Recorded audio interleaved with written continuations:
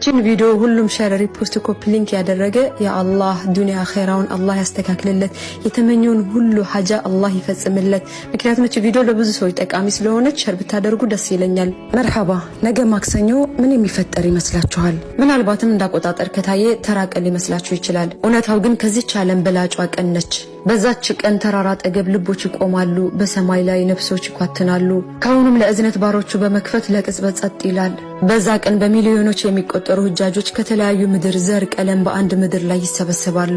መላእክቶቹም በብዛት ይወርዳሉ። አላህም ምድርን በሰዎች በሰማይ ነዋሪዎች ያጅባቸዋል። መልካም ስራዎች ይመዘገባሉ፣ ወንጀሎች ይማራሉ፣ የዓመታት መጥፎ ስራዎች ይሰረዛሉ። ግን እዛ ለሚቆዩት ብቻ አይደለም። ረሱል አለይሂ ሰላቱ ወሰላም እዛ ላልተገኘው ሐጅ ዓረፋ ተራራ እንዲህ ብለዋል። የዓረፋን ቀን የጾመ አላህ ያለፈውንና የሚመጣውን ወንጀል እንዲምራችሁ እጠይቀዋለሁ ብለዋል። ሙስሊም ዘግቦታል። አስቡት፣ ትንሽ ሰዓታት ብቻ በመጾም የ2 ዓመት መርሳት፣ መዘንጋት፣ ችልተኝነት፣ ወንጀል መማር። በዛች ቀን ዱዓ መቅቡል ነው። የአላህ እዝነት ይወርዳን፣ ስራዎች በእጥፍ ይሆናሉ፣ ወንጀሎች ይሰረዛሉ።